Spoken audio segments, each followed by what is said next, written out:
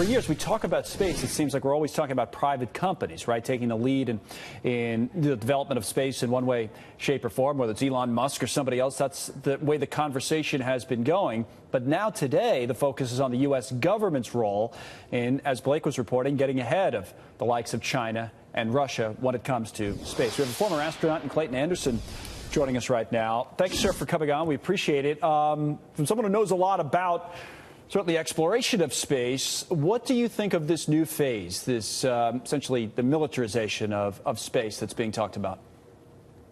Well, it's hard for me to comment until I hear all the details with respect to what the definition of Space Force is.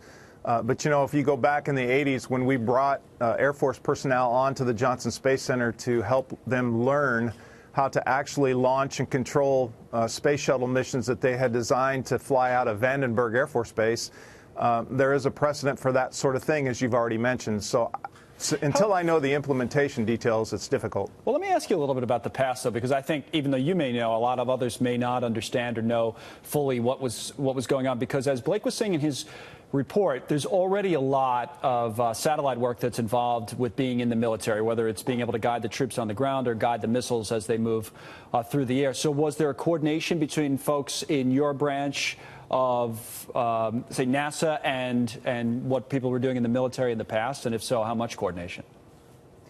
No, not at that time, because the folks that came to NASA Johnson were mostly involved in the human spaceflight aspect, but the payload complement were the top secret satellites that were being placed in space. So there were liaisons between the two that did that kind of work. Where do those satellites go? They go pretty far.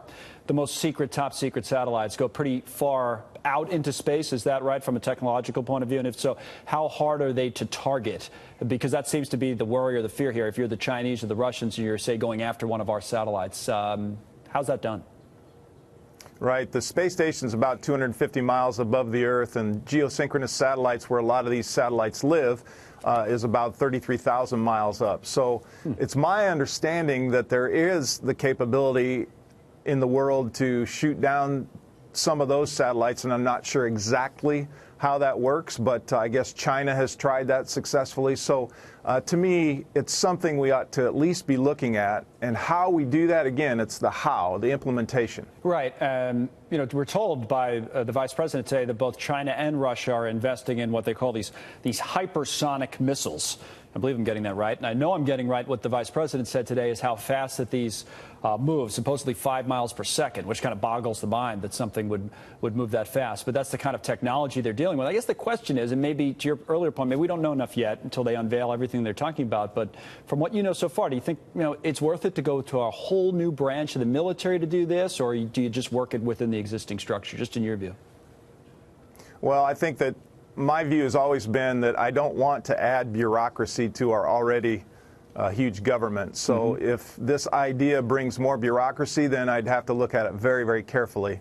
But I think there's probably a way to bring it with less. So we'll just have to see. And, you know, another alternative that we can use as part of this development is if we're flying with Russian cosmonauts and we can find a way to fly with Russian or Chinese taikonauts, right, the odds of us fighting on the Earth or in space when we're working together in space is lessened. So that would be something I'd certainly investigate. That's not a bad point at all. Clayton, thank you very much for your expertise. Thanks for coming on. We appreciate it today. Clayton Anderson. My pleasure. Thanks for having me.